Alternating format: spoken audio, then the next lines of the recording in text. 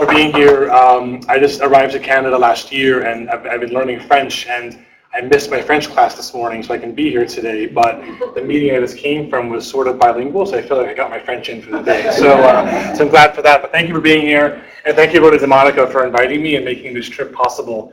I've been here for a year, and people know when you move, and move countries particularly, you have to sort of start from zero and create new professional networks and friend networks and academic networks, and it takes a lot of time and energy, and being able to do these sort of presentations and interact with folks is really helpful. So I'm appreciative of the opportunity.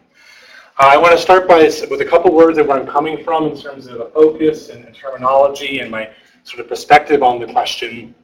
In terms of focus, in my head, clearly the topic of language policy and language rights, they're big categories, and we all might work in different domains of those categories. For me, I'm always thinking of these things in terms of language education policy. And it's not by happenstance. I was a classroom teacher for 10 years in urban school boards in the States. I taught almost always newcomer immigrants. I taught ESL. I taught mostly grades 6, 7, and 8, but I also taught high school in my last job, and I taught some German as well. So those 10 years in the classroom have profoundly shaped the way I think about language learning generally, but also questions of policy and language rights more broadly. It's nice to have all these screens I can keep track of. Anyhow, so the other introductory note has to do with terminology. I'll use the term minoritized language versus language minority for a couple of reasons. One, clearly in Canada, the term official language minority has a very specific meaning, and I'm talking about a broader concern, not just that particular concern. But I'm also interested in this idea of minoritized, because for me it takes the focus away from certain groups in the society as being fixed or static or homogenous, and rather focuses on the processes, the social, the economic, the political processes that position certain groups of people as being in a minority status and recreates that status over and over again. So using that form of minoritized helps at least keep my attention flagged in that way. The two other things I want to say about where I'm coming from have to do with my stance and my perspective on the question of language rights.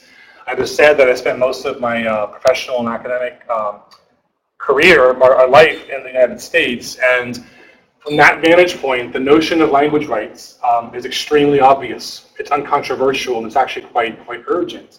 This has to do with general growth of anti-immigrant racism in the U.S. that came to a head in the mid-1990s, and the policies that have been informed by that those sentiments, people are living with those policies to this day. Particularly, though, as well, with the events of 9/11 and almost 15 years now of ongoing war and occupation, drone strikes, all the rest of it, has had a series of very devastating consequences domestically for people who speak minoritized languages. So in that context, having more and more extensive language rights is an extremely obvious issue for me, or was for me when I was in the States.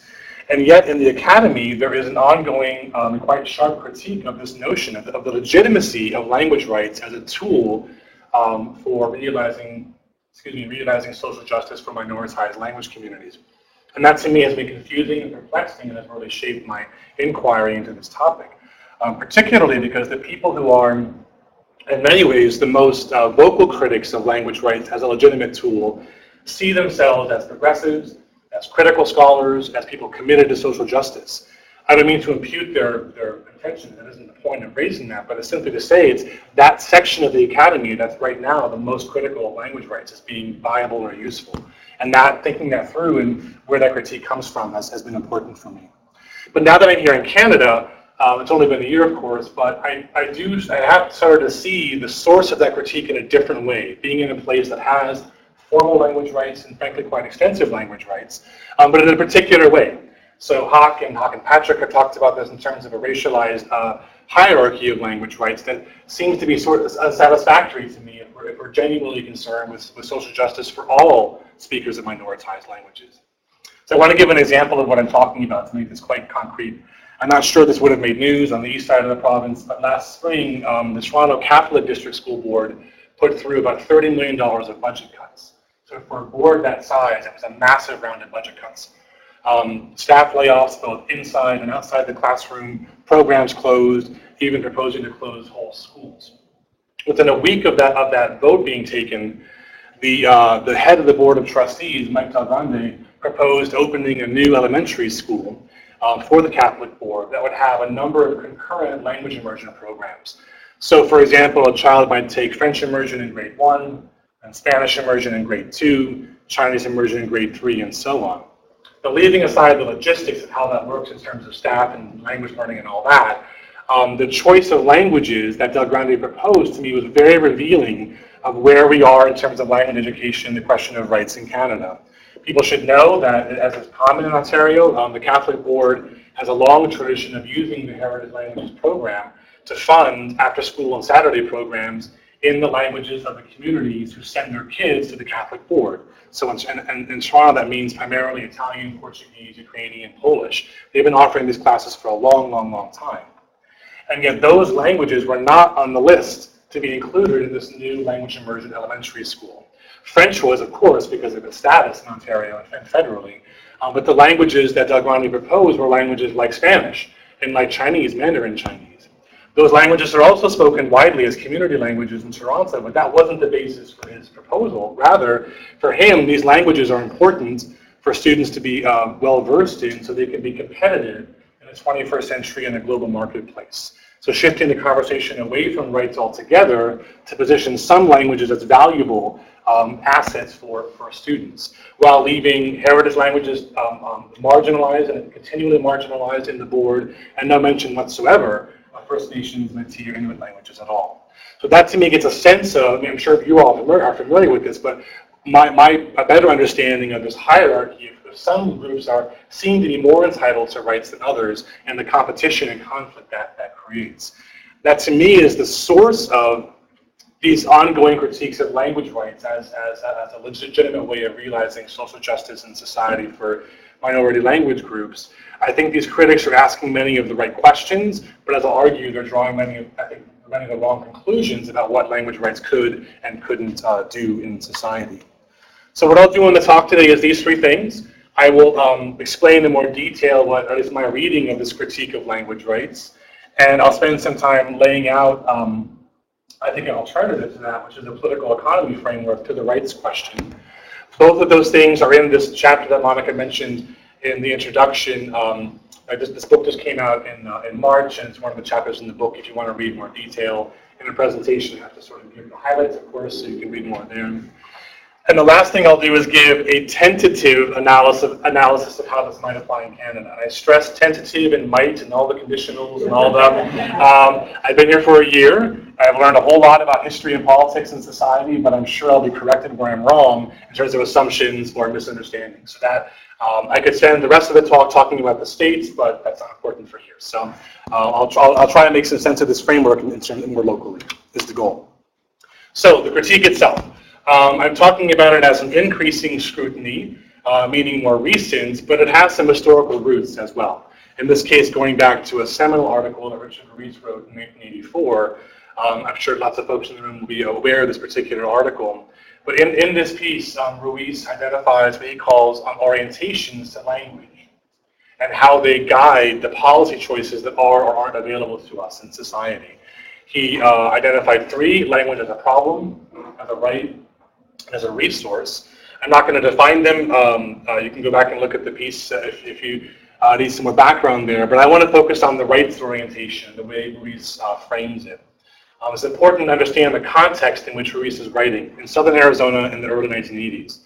This is really in the US. This is when the many civil rights movements of the 60s and 70s that actually made the very few language rights that exist in the US, they come from those movements, from that historical era. Those movements were in decline by the early 80s, and by the end of that decade have fallen apart altogether. By contrast, those in the political right of the US have organized themselves into a number of groups pushing for English to be named the official language, to push back against bilingual education, and so on and so forth. So it's in that context that Ruiz is looking back at the very recent history of how rights were won in the first place, where he makes this argument. So one, of course, he acknowledges that rights are at least meant to be an important tool to defend the interests, in this case, the language interests of minoritized groups in the US. But he has this to say as well at the same time. I'll give you a second to read that.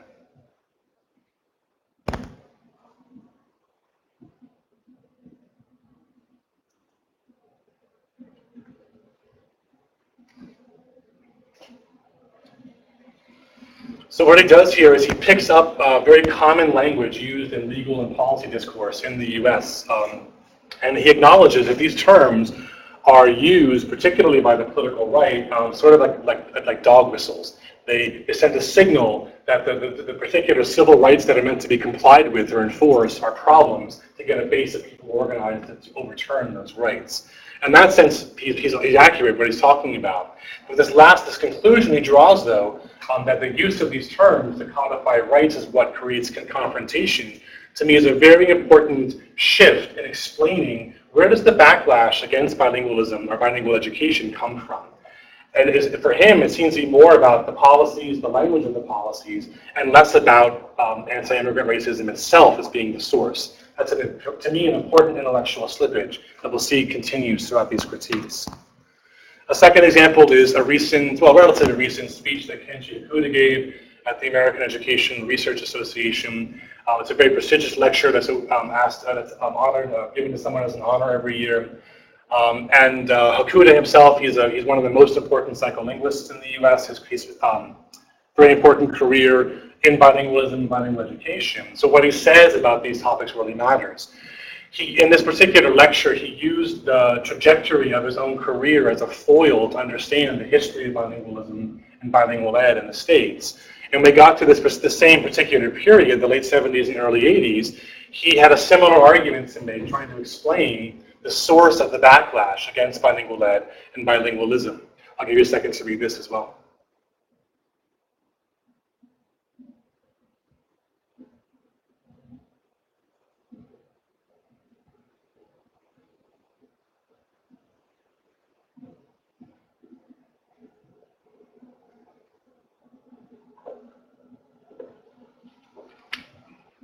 So the zeitgeist of affirmative ethnicity, I read that as a reference to the various civil rights movements that had advocated in one particular language rights. And again, for him, he assigns, I guess, the blame, you could say, for the backlash to their very advocacy. And not the existence of particular forms of racism in the United States. So again, an important shift in where to explain this backlash. This explanation is carried through to more contemporary critiques of language rights, and these more contemporary critiques are informed by post-structuralism and that approach to understanding what language is and how it functions in society. Lionel Wee wrote a book-length critique of language rights a few years ago, and he states the argument up front and center in his book. The appeal to language rights tends to exacerbate rather than reduce social tensions. And it's that observation, it's based on that observation that it goes and wages this critique of rights. For him, the target, though, is a particular version of language rights, as defined particularly by liberal political theory, especially the work of Will Kemlicka, but also how that work has been taken up into sociolinguistics, in particular the work of Stephen May. It's a big critique, it's a book, so I won't go through the whole thing, but one point I'll draw out is an ontological basis for his critique. He asks this question: given the nature of language as it actually is, can it be the object of a thing like rights, like formal policies and laws? And he has two things to say about that. One, he raises again an argument to me rooted in post-structural approaches to language. That language by its very nature is hybrid. There is no static fixed thing called French or called Chinese, but rather there are hybrid versions of these languages that are always in contact, always in flux, always changing. And because rights tend to put boxes around social phenomena and put boundaries there, it doesn't match up with this fluidity and this hybridity the way language is actually used in society.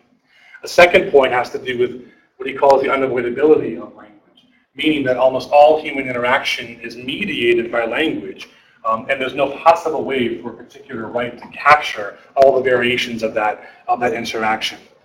What here to me is very interesting is we distinguishes between language as a thing to talk about and other kinds of cultural phenomena, categories of difference. But there he focuses on religion and diet and customs for dress. He doesn't focus on, for example, things like race and racism or sex and sexism. And we know, because of critical scholarship, that race is equally a socially constructed category as language is, right? We know there's a whole natural expression of human phenotypes And those have been arbitrarily and historically divided into things called races to organize people in certain categories and control them in certain ways. That very knowledge, though, has not done much to undermine the impact of racism as a real structural phenomenon in society. More importantly, there are very real policies that are created to combat things like racism, like affirmative action, like challenging police brutality, and so on. And the question I would ask is we equally suspect of those kinds of policies in terms of recreating categories of race, even though we know the basis for race doesn't really exist objectively. By not making that parallel, I think he's getting around a very difficult question. The last example I'll give is the work of Vanessa Fupa. This book is a tour de force. It is to me, it's a tremendous work. It's enormous. Fupa herself, I believe, is a legal scholar for training, but she clearly has a lot of background in sociolinguistics and history. And she shares many of these similar starting points that, as you can see in red here, that maximizing language rights fixes divisions between people.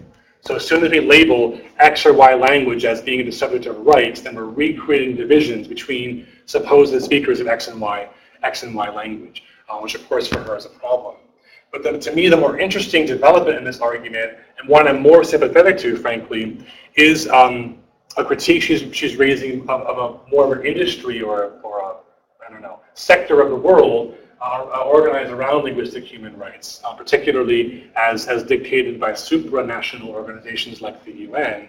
And for her particular argument is that relying on these organizations to create and enforce rights is essentially anti-humanist, anti-democratic, because it gives up all the creativity and potential that individuals have to regulate and control their lives. It turns it over to the states to be done on their behalf. So in that sense, it's sort of a left libertarian argument, what's wrong with language rights. But you can see this continuity through the critique that it's the rights themselves that recreate social divisions among people based on language, and not other processes in society that create language separation or discrimination in the first place. And that, to me, that slippage is the heart of the problem for me with the rights critique. So, like I just said, there's continuity there in terms of a liberal approach to political theory and to social theory. On the one hand, liberal definitions of rights that are the subject of the critique. They do see rights as an end. Having the right is itself the goal, not a means to a different end. And individuals themselves are the bearers of those rights. And certainly in the work of Kimlicka, there's a hierarchy imposed where some individuals, particularly national minorities and indigenous groups, seem to be more deserving of rights and more extensive rights than other individuals, which is, at least for me, problematic. But the critique also, I think, shares many of these similar assumptions. For one, to me, there's a reliance on overly romanticized notions of individual agency to solve these problems of social discrimination. You can talk your way out of the problem in life. I'm not sure that's really possible. But particularly, this is more in the US context, I think. But also, I think in Pupak's case, there's a direct counterposing of the sort of social movements, again, in US parlance, civil rights movements that led to rights in the first place, counterposing that to working within so-called official channels, talking to supposedly important people in the right hallways, in the right chambers of government, and so forth. Those two strategies are directly counterposed. And finally, the argument against rights suggests that because we live in a globalized world, a particular kind of globalized world and economy, rights are passé because the nation state that enforces them is also passé. It's been superseded by economic developments and supranational developments. So that to me is both the critique and some of the problems of the critique. What I want to suggest here is that there are three important unresolved questions that come out of this critique. One is, where should we locate the primary source of linguistic discrimination and oppression? The second is, what is the relevance of the state overall and its role in either enforcing or alleviating that discrimination? And third, with respect to claims about globalization, how much is this current era of the world economy, to put it in big terms, how much of a break does this era represent vis-a-vis past eras, and what are the implications of either those continuities or discontinuities for policy and for rights? Those to me are the urgent questions that are left untouched by the critique of language rights. So For me, a political economy approach to these questions is particularly generative in identifying some answers. So the work I'll talk about now is really a synthesis that's taken directly from political theory and political science. You can see that some of the citations there, the work I'm talking about, but it's really a resurgence in those fields of radical approaches to questions of political economy. And the one sort of starting point is that this approach to analysis has to do three things. It has to be historical, meaning it has to see present conditions as an historical problem, the result of historical processes. You can't just take a snapshot of things as they are right now in September, what month is this? And make huge generalizations of them. But also you have to view the system as a whole. So even if you look at a particular country or context or community, as many of us do in our research, that analysis has to be situated in understanding of the system as a whole, not just in terms of a particular context. And thirdly, the analysis has to avoid economic reductionism. That means not drawing every social conclusion from looking at purely economic processes, right, which is tougher to do than it sounds, I will concede. And you'll see that today. I promise I'm not going to explain this table in detail. I simply want to signal, though, what this approach to analysis looks like. You see these four columns here, and they're an attempt, based on the synthesis, to create periodizations in the history of capitalist development. An economic reductionist approach would look typically just at that first column. So how is the economy structured? And how does that structure change from one big period of time to another? That's sort of the vulgar materialist approach in the past. But you'll see that there's actually meant to be a much richer and more nuanced approach to analysis as well. The second column looks at that language is the language of Tobias den Brink, a German scholar. He calls it the phases of the world order. But I would put it in terms of looking at patterns in questions of global hegemony. Is one nation state or one empire able to run the world, or are coalitions able to run the world, or is there more explicit conflict between groupings of countries or nation states? And all the issues of colonialism that are wrapped up in that. The third column has to do, again, so capital accumulation, fancy language for the growth, the boom and bust cycle in the economy, and looking at patterns of that over time and how that influences policy making. And the last column has to do with the extent to which things like trade and production and investments are internationalized, or whether at a particular moment of time, individual nation states can focus internally on national development. And just by quickly looking at the bands of years, you'll see that these things don't line up neatly. And that's precisely the point. You can't just look at one of these things to explain social questions, ideological questions, but have to see them as much more fluid and dynamic, being influenced and pushed around by different historical processes. And that's really, in many ways, this approach that I'm talking about. I want to pull out one domain of this to give you a sense of it, to make it hopefully a little more concrete, and that has to do with the notion of combined and uneven development at a global level. So it's a fairly banal observation to say that there are poor societies in the world and there are rich societies, but this notion of combined and uneven development suggests that those two kinds of societies actually are compelled to coexist and interact with one another, and that's where much of the conflict in the world comes from. Sometimes that interaction is cooperative, sometimes it's competitive, and sometimes it's an outright conflict. But the point is that because individual states function in a world system, they have to deal with one another, irrespective of their status in terms of economic development, social development.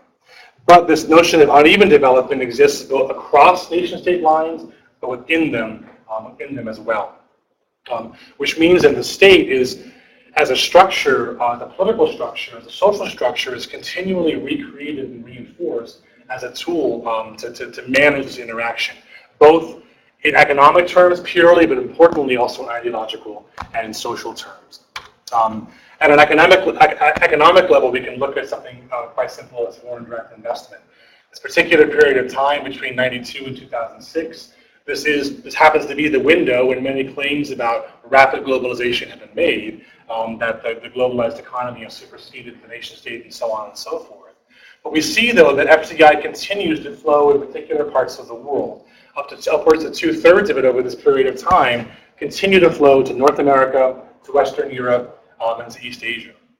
It's true that across this window of time, each of those three nodes, as Clinicos calls them, expanded. So from the States to Mexico, from Western Europe into Central Europe a bit, from traditionally Japan, a little bit of South Korea, now to China, of course, and to Southeast Asia a little bit. But essentially, these huge conglomerations of investment and development continue in that way, while at the same time, a pittance is invested in a place in a part of the world where over 10% of the population lives. So those massive gaps aren't just gaps that exist, but they coexist, and the people in the states, the states and the people in them are compelled to coexist given those huge economic gaps. A more, I guess, personal example, I spent the last 6 years in Michigan, and this notion of uneven development exists, like I said before, inside a given nation state as well. The red outline is the city limits of Detroit, and I'm sure everyone knows the narrative of this city. You can probably give it to me, of decline, decay, despair, destitution, and all the rest of it. And in many ways, it's a pretty accurate narrative. Detroit was, at one time, the most important industrial city in the U.S., and in many ways is no longer that way. There are some 60,000 kids, 60% of children, rather, in Detroit live below the official poverty line. And if you know how poor you have to be officially poor in the U.S., you know how poor they really are. 40% of streetlights in the city don't work anymore. They've cut the power to them. There are 80,000 structures that are abandoned. Over 45,000 of them are homes that have left abandoned in the city. So again, decay. But that isn't the only part of the story. If you look at Southeast Michigan as a region, though, you'll see other things. The bridge here that connects Detroit to Windsor, the Ambassador Bridge, carries a quarter of the trade between Canada and the U.S. every day. It's the busiest and most important bridge between the two countries. 3 of the world's biggest industrial corporations are headquartered in the area. GM right downtown, Ford's in Dearborn, and Chrysler Fiat's up in Auburn Hills. Oakland County, which is basically up here, north of the city, it has the 10th highest per capita income for counties in the U.S. with more than 1 million people. The region totally is the 5th largest financial center in terms of the franchisation of the economy in the country, and so on and so forth, right? So you see both incredible poverty and incredible wealth that live side by side in a place that's assumed to be just destitute. But it isn't just that those gaps exist. There's an extreme degree of racial segregation that facilitates and allows those gaps to continue. This red line is 8 Mile, and it isn't just a straight road. It historically was policed as a boundary between white and black people. There was a part right about here where there literally was a wall that kept Detroit blocked off from the suburbs. And you think of the history of housing policy, school policy, criminal justice policy, infrastructure development, that facilitated the segregation of this region and continues to facilitate that. You get a sense of what I'm talking about. In Detroit proper, about 85% of the population is African American. In Wayne County, which is basically that rectangular thing here, the population is about half African American. But the 4 surrounding counties, the population is between 72 and 95% white. That's the degree of racial segregation that exists here that facilitates these gaps, massive gaps in wealth that exist side by side. So the state then continues to play a central role in ensuring that particular constellation in Southeast Michigan. So that's basically the conclusion. Ellen Meiksins Wood, she, I think, draws the conclusion most sharply, so I'll let you just read that for a second.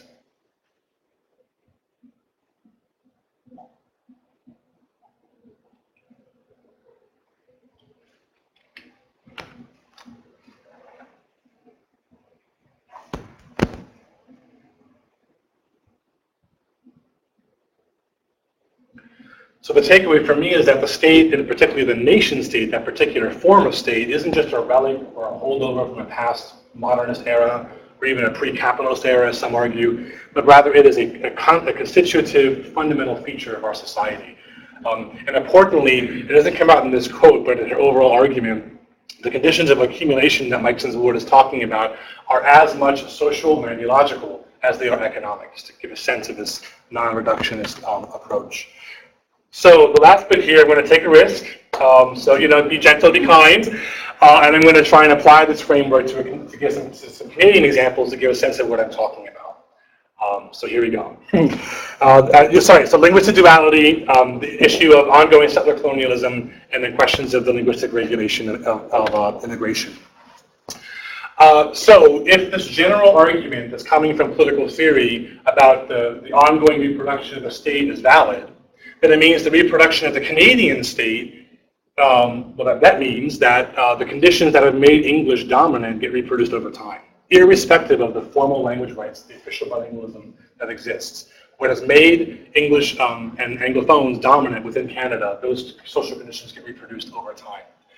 It has to do with the founding, the Confederation, the founding of the Canadian state, but it also has to do, again, from a more global perspective, of the status of English both in North America and globally that continually places pressure on non-English speaking communities, on minoritized language communities to adapt, either learning English or to be increasingly marginalized from society.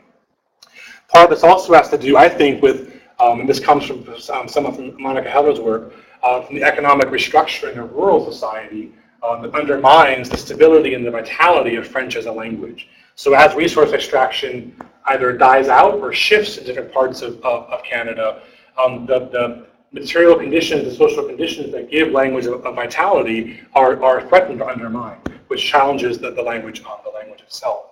But it also has to do with strategies to get around the economic challenges. I did a French immersion program this summer in Trois-Pistoles, which is a village on the St. Lawrence, which lives and dies in many ways by this program that Western Ontario runs. The income this program provides to this village is extremely important for the economic health of this community. But then when that community is used to Anglophones invading for 3 months and taking over, and people are very accommodating and pleasant and helpful with learning French. But when you leave there, much of the rest of the economy depends on tourism in the summertime, which means being able to accommodate Anglophones or English-speaking tourists, even though there are Francophones who are tourists as well. Clearly, the pressure for the smallest motel, the smallest coffee shop, to be able to attend to customers in English is there. That's what I mean about this constant pressure to adapt or to be marginalized.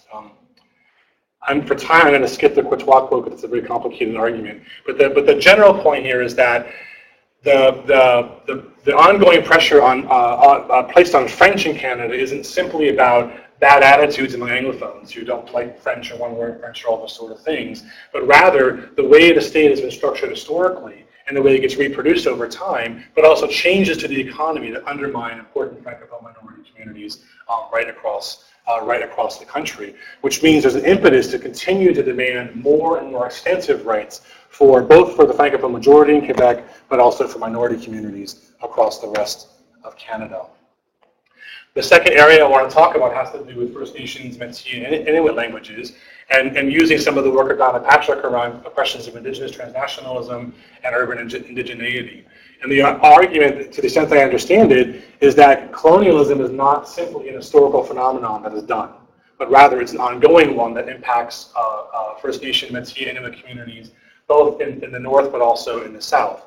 In two ways, the ongoing development, to put it in those terms, in the north brings all sorts of Anglophones and Francophones to communities where they have not necessarily been in great numbers, which means the issue of contact becomes a much sharper one, a much more difficult one than it has been in certain parts of the north historically. But also because certain areas of the north are written off economically, there are enormous pull factors that bring FNMI communities into urban centers all across the country, which means the stability of those languages once again are called into question because people either have to adapt to French or English or lose out on opportunities to be integrated economically. So the particular term that Patrick has used of seeing language rights as a mobilizing force, I think is extremely helpful for understanding a different way of thinking about language rights and what they could do for us in society. Particularly FNMI languages are a very important issue to think through. The last domain I want to talk about has to do with the linguistic regulation of migration. So this is tied to a direct contradiction of the way the global economy is structured today, which is that state policies exist to facilitate the global flow of capital and money, but at the same time, they sharply restrict or regulate the global flow of people. So money can bounce around the globe, but people can't, right?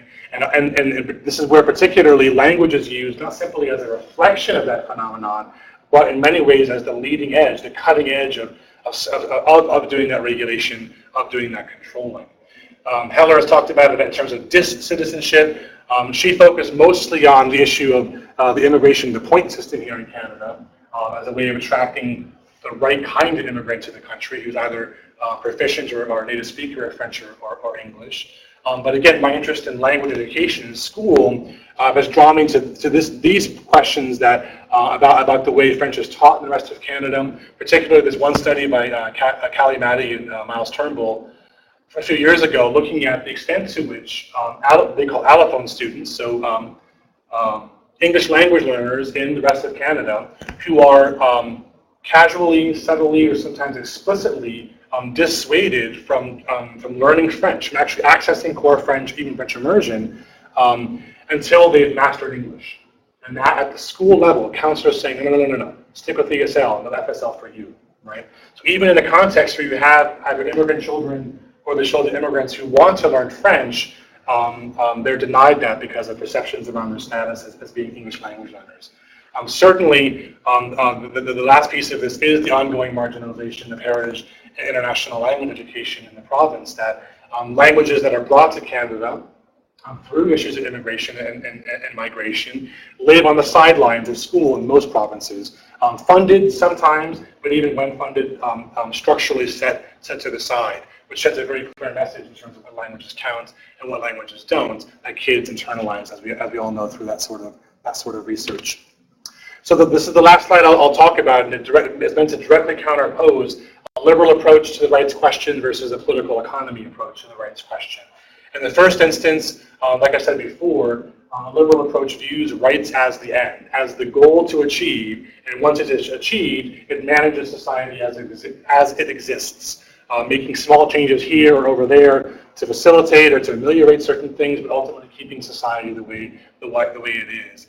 And to me, reading this particular book from Martel and Paquet about the history of language policy in Canada, there's an important parallel to what's happened in the States as well. They argue, they identify an historical shift in the 1980s away from, movement building, to put it in simple terms, from social and political struggles to win rights, rather to shifting towards using the courts to create or to manage or to implement certain rights. And that's what I mean by seeing rights as the end that is then used and regulates society versus rights as something different. And the end effect, to me at least, is that language then, there's sort of a zero-sum approach that's applied to language. There's only so much room in society for language, therefore we have to make tough choices. This language, not that. This language, not that. There's only so much room in school for languages, tough choices. Only so much room in our heads for certain languages, tough choices, right? That's what that approach, I think, that's where it leads us, and it ends up pitting minoritized language groups against one another for access to resources versus seeing areas of opportunity for solidarity. And to pick up again on Patrick's term of seeing rights as a mobilizing force, it's the opposite to me, the opposite perspective, where rights are seen really as an organizing principle for collective action and for building solidarity across minoritized language groups, where rights are seen as a tool both to secure access to specific and immediate rights to language education, but also where rights are seen as a tool to challenge those economic and social and political processes that create language-based discrimination in the first place, right? So rights as being more than just winning the rights themselves, where the goal is both the freedom to integrate, so the freedom in Canada for immigrants, for example, to have full access to both official languages with high-quality instruction, but also the freedom to maintain and extend their home language practices at the same time. So in short, the idea of a political economy approach to rights is to transform society and not simply to manage society as it currently exists. Thanks for hearing me out. I'll look forward to your questions and ideas. Thank you.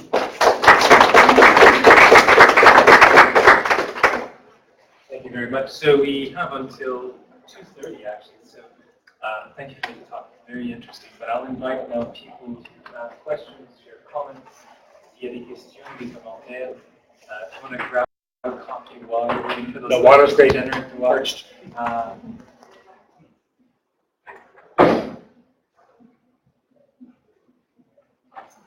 Just a very, I think it's a very simple question. So I mean, so I come from political theory. So, but one thing that I wasn't sure that I understand as you were speaking is, what's your definition of language rights? Because there are very different understanding of what it is, who is entitled for that. And I guess this fits into my second question is when you talk about social justice and distributive justice, right? We're distributing different kinds of goods. We're distributing political power and social prestige and various other kinds of goods. And I think one of the reasons why language is very difficult topic for political theorists because we don't quite understand what good is language. And so can you help me kind of make a sense into how you attack this basically? Yeah. I don't have a definition, like a handy language rights colon definition necessarily. So I have to think more about that to give a short, sweet answer. But the second part of the question to me, so it's like the second question you asked, I thought a lot about. So one, there tend to be two different ways that what language is good for is perceived. So in terms of one's identity and having connections and kind of being rooted in a particular community in that way. So more affective goods and having the rights to nurture that and develop that. But then there's also an argument that was more, I guess, more instrumental and more in terms of economic goods, right? That knowing certain languages brings economic prestige. And those really either claim which of the two approaches is more valuable or more truer or whatever the judgment term you want to use there are very difficult to get at empirically. And to me, I'm not sure it really matters, right? And here's why. I think particularly the book thing I mentioned, that the focus of that book was looking at global English. And so you know definitely, I'm sure others in the room know, there's a sort of I would say looking down your nose at people around the world in contexts where English is an ex-colonial language or a foreign language, looking down your nose to say, those folks are being duped. When they make demands to have access to English to have a better life, we know that isn't going to happen. For the vast majority of people, we know that simply learning English does not catapult you into higher rungs of the economy or the social order. So, don't be so silly and fight for your own mother tongue language rights, right? That to me is not a very helpful response to real demands people raise for access to high quality instruction in certain kinds of language. Again, this is rooted in my experience in the classroom. I taught newcomer adolescent immigrants for 10 years, right? And in many cases, those kids were separated from their parents for most of their childhood because they had to be brought up one at a time as parents saved money, right? And so the parents, they wanted nothing to do with, in this case, Spanish at school. We'll take care of that at home. We'll take care of that at church. Your job is to teach them English, right? So to me, understanding all of the social and economic and political pressures that create those demands and those assumptions in these parents' head need to be respected, right? And having an understanding allows me to say, yeah, I want to make sure these kids have access to high quality English language education as much as possible. Right? So that's a sort of a situated way of understanding how I would define rights in a given context. But I don't think we need to make a definitional distinction between what the good is, what the purpose is of learning language. And people make demands based on this, and those demands come from a certain place. So I guess I avoid that ongoing debate by saying, where are those demands coming from? And how do we meet those demands in a more effective way? Does that make sense? Yeah. Okay. I just have a very short comment before you take the next question. We have Mona and Tom Ricento online. Oh, so just a message to you guys is, if you have questions, please write them, and we will have them answered. Yeah, I'll just repeat it in case they didn't hear it. The other thing to do is, if you are asking the question, make sure you press on the, it says push, and that'll turn this green, and then people can hear you. And Normand and Tom, we can see you're here participating at a distance. If you have questions, feel free to just type up those questions, and we'll be able to see them. They'll appear in the chat box.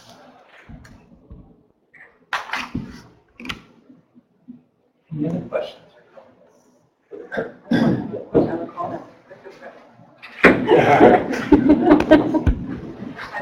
Hi, I'm Don Patrick. I don't think I've got a question. I've got more a comment.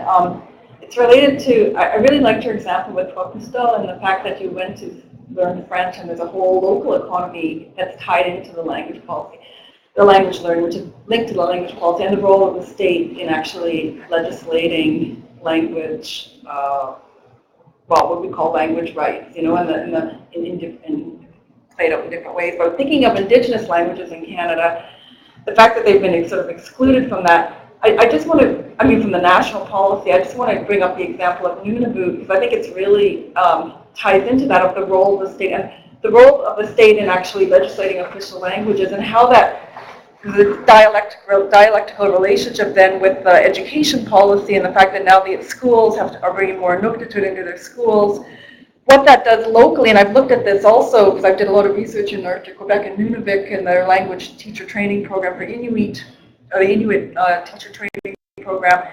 It creates jobs locally in communities for people to actually teach in their own language, and it really has these spin-off effects economically.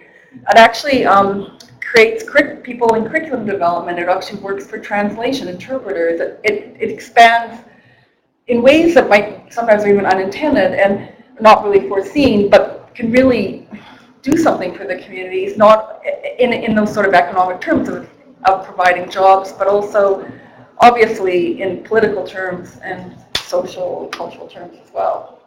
So yes, I like that example, and I'm totally sympathetic with your argument. Yeah, that's a really helpful connection. The one thing I want to add is probably still,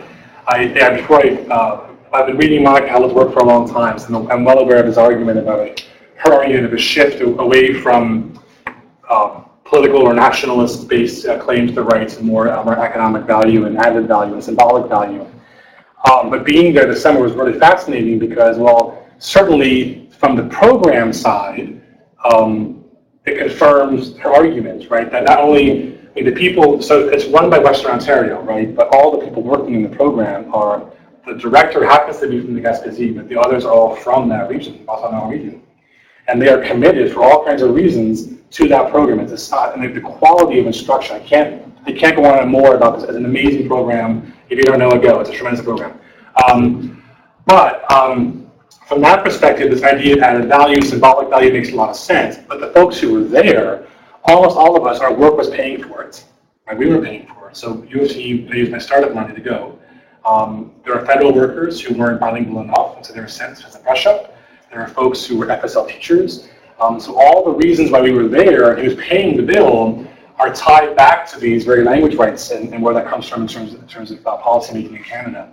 And so again, to me, it's a much more complicated relationship between the commodification of a certain language and how people get there to benefit from that commodification, or take advantage, I guess is a better word, that commodification. It's worthy itself of a lot of studies. So if you are into those kinds of questions, you go to Twapista, and be a really cool study to do. Please. So I'm just starting out. You're a master's student of the bilingual studies program, and I'm focusing on questions with immigration. And that last sentence, freedom to integrate and maintain, but also transform society and not manage it. It seems to me that we have 75,000 immigrants coming in every year. That's 30% of the 250,000 that come every year. And they are not even afforded a high level of English through the LINK program, and they're limited to 5 years, and only if they're permanent residents. So even the, shall we say, the right to integrate is not exactly being afforded to them to the extent that it should be. At least from what I started to look at, and how that might be extended from a language rights perspective. Yes, I agree. This is precisely the point, right? That oftentimes the rights question gets. So again, this is sort of a comment based on my experience in this field. The rights question gets drilled down simply to let's just say simply. But the primary focus is on maintaining a particular minoritized language, and that often, which is itself important. That's not to say it's not important, but it often misses the again, these very dynamic social pressures that create a need to have other languages at the same time. And it imposes sort of a false choice on people. right? And so you get, like I was trying to say before with the example of the parents of my former students who would say, we don't want you to be Spanish bilingualism in the school. We'll deal with that. We want our kids to have English. That's the way to approach a better life for them. Even if it doesn't come to be true, that's that belief. It's important to recognize the foundation of that particular stance these parents have, right? And likewise, I'm less familiar with link. I know what it is, and the studies I'm less familiar with. But at the K-12 level, I don't want to. I'll be as generous as I can. It's been surprising to me what ESL provision looks like in Toronto area schools. Particularly because as an outsider to Canada, Canada's held up in language policy as like a poster child case of a country doing it right. And then you get here and realize how, for example, how new the assessment system is to figure out who in fact is an English learner or not. It's a relatively new thing, given the history of immigration in places like Toronto. It used to be sort of like stepping them out. And that the idea that I think it's called STEP is so new in Ontario is itself a fascinating thing to me. So, and knowing how ESL teachers are trained and qualified in Ontario, and the gap between what exists policy-wise and what research tells us of what should exist is enormous. So it questions the quality of instruction in English that either immigrant kids or the kids of immigrants are getting, which to me is a rights question. They are entitled to high quality, highly resourced, highly trained instruction, right? And that is often not the case. So to me, it's both and missing one side, I think it's wrong. I just noticed Tom Ricento raised his hand also, so I'm not sure. Tom, did you want to make a comment or type up a message? Maybe not. I guess not. Please. Thank you for your presentation.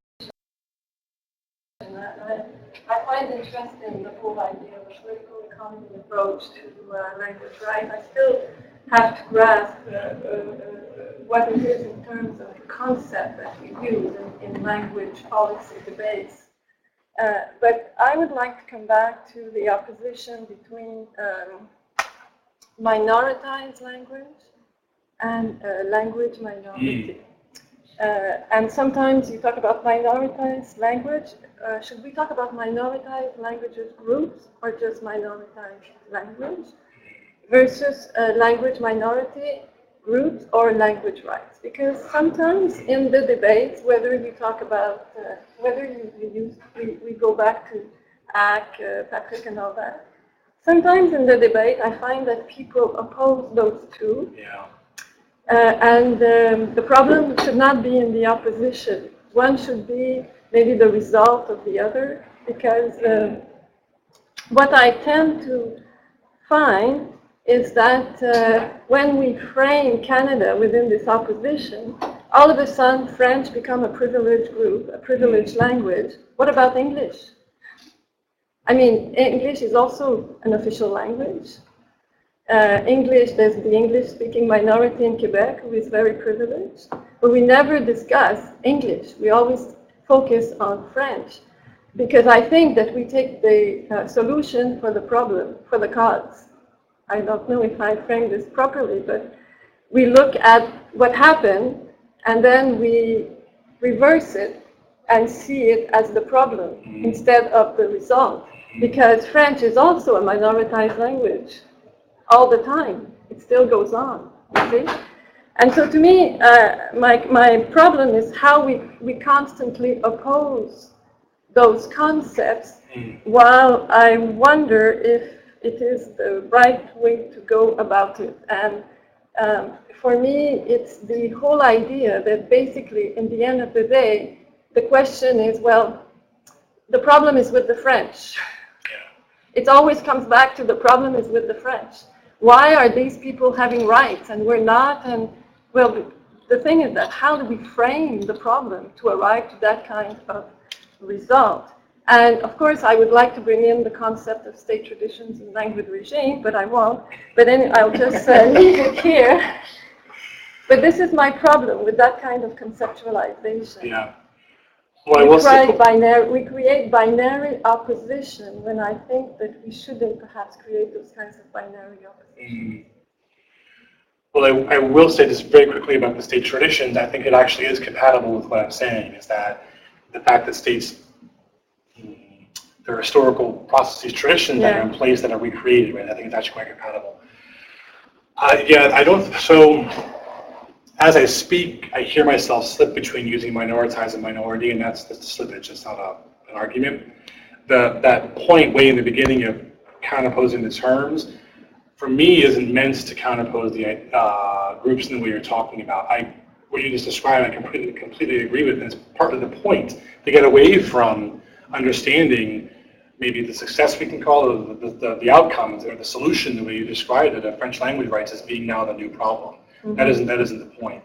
So to me, I heard a couple of different questions in your question. One is, this came up in Calgary, I think it was actually in your talk, about are people the object, are rights bearers, or are language rights bearers? And that to me is a very particular kind of question that I'm not sure I have an answer to. I'm not sure I have thought about it hard enough to say, but generally my own gut level says language is often used as a proxy to go after people, right? So in that sense, I care about the people, right?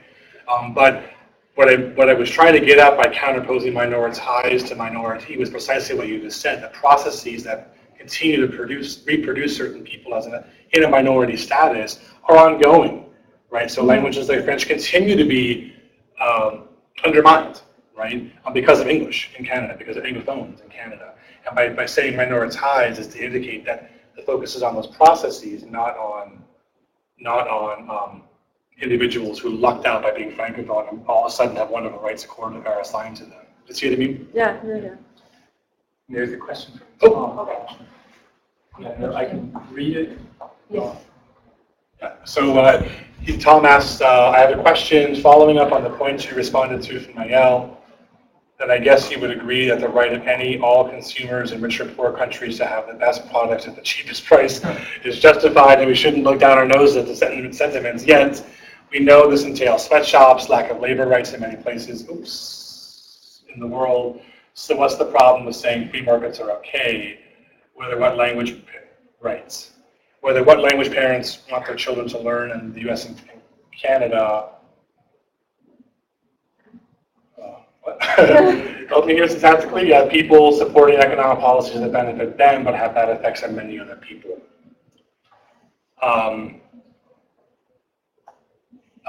So I guess what I'm not trying to say necessarily is that people's ideas go unchallenged, right?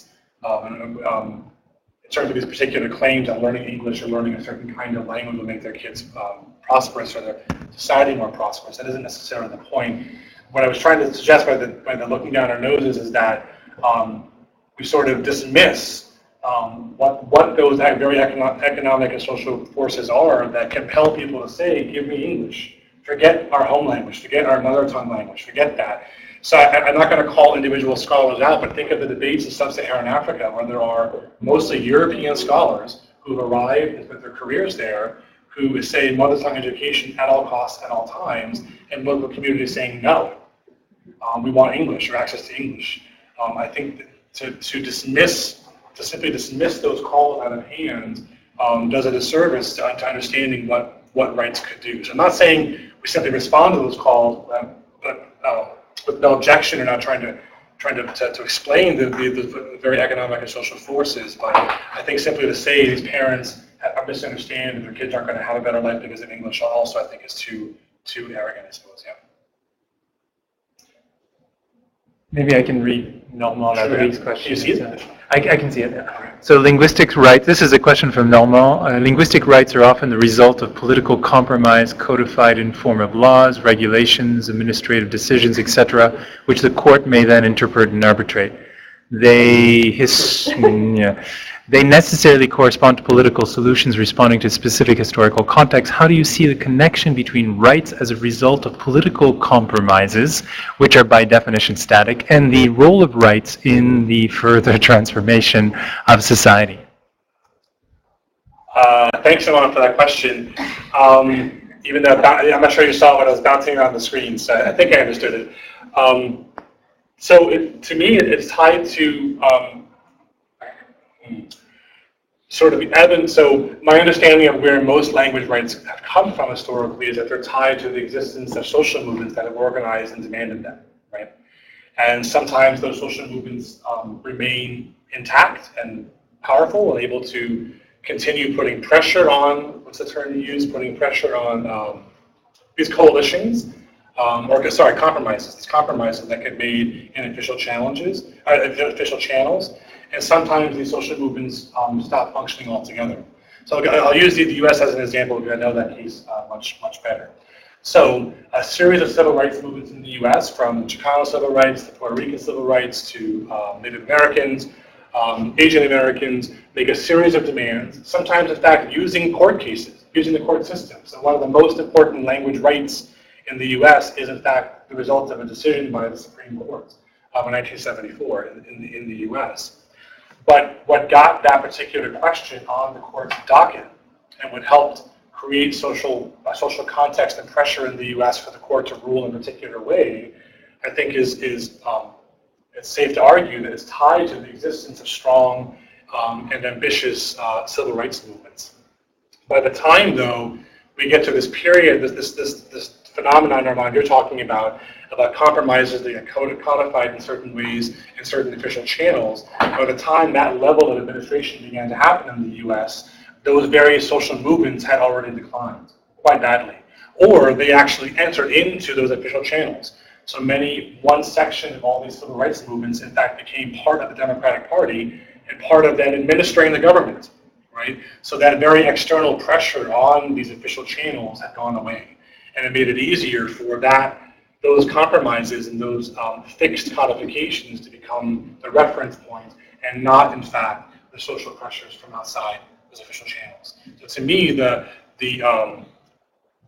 connection is about the extent to which in sort of civil society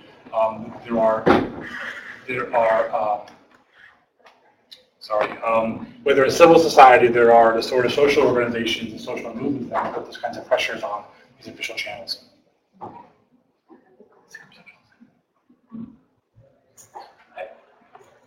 Maybe I think we're working on getting the mic for Tom. But I had one comment, sort of question, sort of following up on what's the cause and what's the consequence. I found the presentation really interesting, and it's always interesting to see the contrast between Canada and the States. But the idea of saying that the rights are the cause of the conflict or end up creating these divisions seems to me a good example of that flipping of what is the cause and what. I mean, it's the conflict that creates, usually for the minoritized group, a need to struggle against the dominant group, who has no problems, of course. If they don't complain, we have no conflict. But once you start to, you try to find ways to right an inequality using the rights, then of course, yes, that is going to create a challenge. But I think what's interesting about what you're saying is that the conflict is actually much bigger than the rights. It's there from the beginning. But what's interesting, I find, is the rights in and of itself, as I think you're right, cannot be the endpoint, because what we see is that the rights can be very powerful, especially once they get encoded in courts and things like that. But the dominant group, or the group that all of a sudden has to bend, will find ways to then do other things. I'm thinking of desegregations of schools in the United States. And we have a classic example where the rights were put into place and laws were put into place to right a situation which wasn't good for society, and yet those rights didn't result in what we wanted, and we found that certain groups just found other ways to go against it. So I think it's interesting to look at the rights not as the cause of the challenge of the conflict, but the conflict is the cause of the rights in some ways. But then, of course, the idea that the rights can then lead to creative responses on the part of the groups that are not interested in those rights. That's right. That to me is precisely the point, and it sounds like an obvious connection for you, but that's when I started to read this literature about these debates about language rights. I thought to myself, what's the problem here? And where does that misplacement, whatever the word is, assignation of the blame, where is that coming from? It is, I think it's part of a longer narrative in the U.S., and maybe it's here too. A lot of educational historiography about the history of the school system in the States. There is a dominant narrative that says schools existed in a certain way in the 19th century, and then after the Civil War, some 10 million immigrants came from mostly Eastern and Southern Europe, mostly Jewish, mostly Catholic, and that caused a backlash. As if there was no racism in America until these immigrants arrived on U.S. shores, right? So it actually blames the very targets of these movements for having caused them in the first place. Is that slippage that's a really, really dominant way of understanding history in the States, and maybe it exists here too. Can I pick up on that?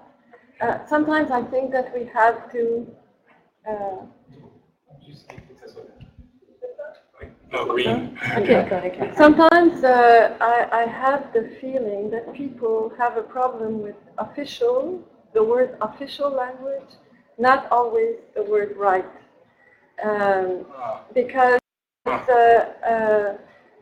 you can have an official language without rights. I mean, Welsh. In Wales, there's no linguistic rights, but Welsh is an official language. And there has also been a debate on whether all languages should be treated equal and all that. In Canada, the fact that French is official seems to be the thorn for a lot of people. But when you translate it in terms of rights, I mean, there's a lot of differentiated rights. I mean, French can be an official language in Canada, but you can't have a French service in Vancouver in a hospital, but you'll have services in Punjab and in all kinds of other languages. So I think it's the word official sometimes that bothers people more than the rights. And then in the US, you have also a debate on whether English should be an official language. You've had referendum on making English an official language, but I was wondering if there has been the debate, especially on the word official, much more than on the word rights. I would say neither nor in that sense. Language education is rarely conceived in public discourse as a right in the US. There was a moment of time in that particular window because of civil rights movements, but that is not the way that particular discourse is more, I think, emblematic of more social democratic countries in the US. The officialdom, too, is also, it's a very interesting question. What I was thinking when you were speaking was connecting to that one slide, the Ruiz slide where you put in scare quotes words like compliance, enforcement. I think those are the words that trigger the reactions in the States, the way you're saying the word official triggers a reaction here in Canada. The driving force originally in the early 1980s to sort of push back against bilingual ed was a group called US English. Yeah. And it was their efforts to have English named the official language of both the federal government. I think 20 states have since, 25 or whatever. 32. 32, is it really? Okay. Have since done that. But that particular, using that issue as the wedge to drive anti-immigrant stuff fell apart pretty quickly, partly because of the scale of the recession. So it shifted. He has a question. Oh, okay, great. He's like, I can talk. Both can speak now. It shifted to other questions of policing the border, and particularly when it came to a head most sharply was around the provision of public services to undocumented immigrants. And that was in 1994, a particular measure was passed in California to say that undocumented immigrants can't send their kids to school, they can't go to public health clinics, and if they do, it's the nurse's job or the school secretary's job to report them to the immigration services. So that using the language piece shifted pretty fast in the States as a trigger. But that particular measure, though, in California was overturned by the federal courts and was seen at that time, in the mid-90s, as being too extreme. Even for the US, too extreme. And then anti-immigrant forces shifted gears again and went back to bilingual ed. So all the initiatives to ban bilingual ed are the late 90s, and they're after like a decade of going after much, I guess I'm giving away an opinion here, but much more substantive social services that were the target of anti-immigrant rights activists at the time. And then bilingual ed served sort of as a proxy for a period of time to talk about people, So I guess it's gone back and forth, I guess, in that sense. But English as an official language is only bubbles up as an issue every so often. It's not an ongoing sort of ideological rallying point in the States, I don't think. Hey, Tom. Hey, Tom. Can you hear me? I'm Can you okay, hear are me, you? Jeff? Hey, how you doing? Hi. Good. Hello to everyone. Hi, Linda and Yao. I recognize your voices. Let me respond to what you just asked about the use of official versus rights. I mean, I've done a fair amount of research and publication on this topic, and the reality is that the move to make English the official language is really meant to exclude other languages from having any kind of sense of legitimacy in domains in which they're used unofficially, on day-to-day. They're used between legislators and constituents, and the desire is to curtail that, to diminish any possibility that they could have any kind of public space or presence. So unlike in Canada, in which official languages were meant to, in the first instance, address and redress the concerns with French in Quebec historically over a long period of time. In the United States, it's viewed as a tool of marginalization. And I think the forces that are behind that are a combination of attitudes about immigration, immigrants, race, American identity, you know, going back to the founding fathers. There's a whole lot of baggage in which people are invested in protecting English against any possibility of competition from any other languages. So that is why people like me, most Democrats, and every Congress since 1981 has, except for one time in 1994, when the Congress did pass a bill, but it was defeated in the Senate. So for the last 35 years, official English has been opposed because the people on the other side of the aisle understand that it's an attempt to marginalize, especially Spanish, but other immigrant languages as well.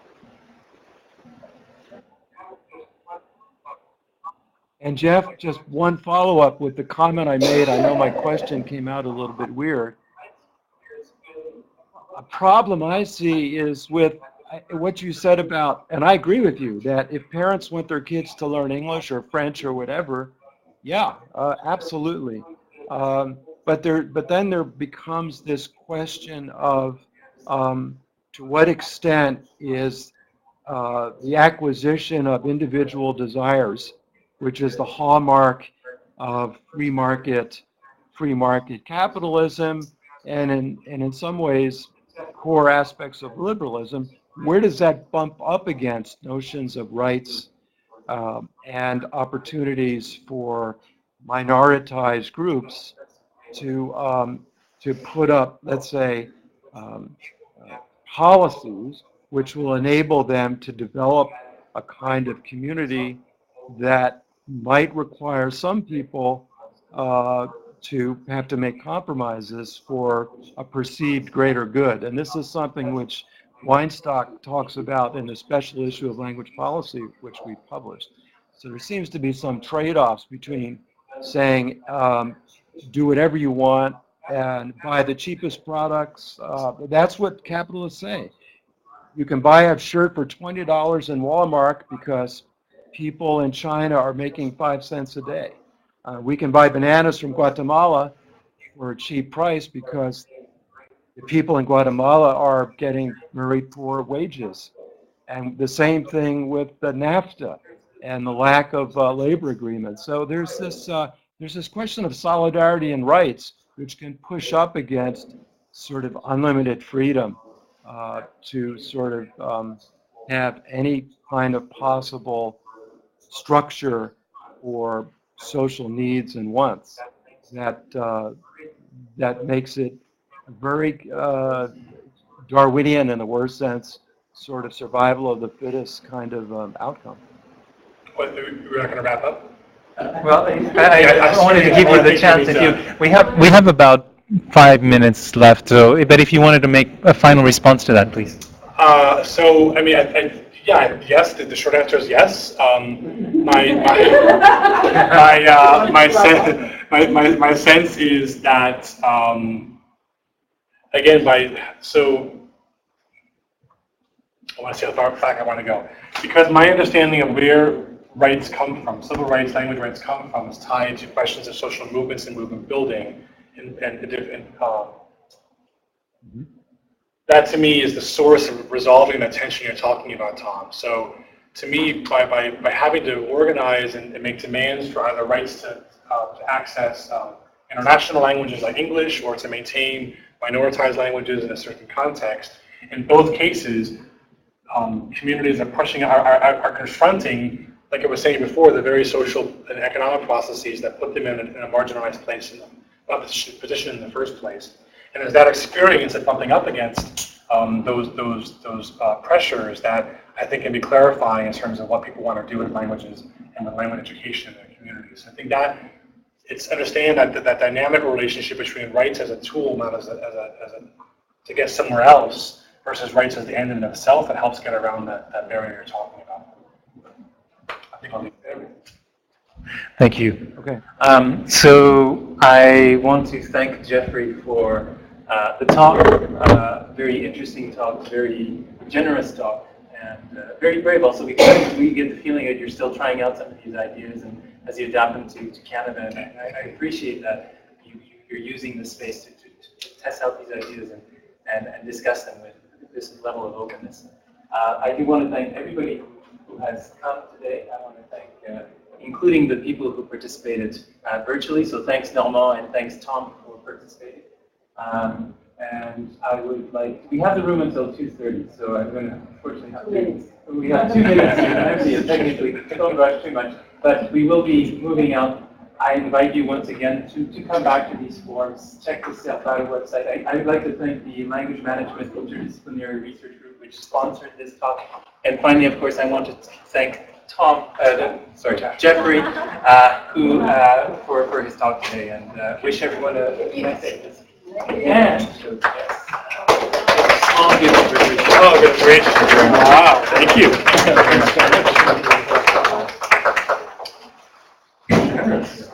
See you on October 16th.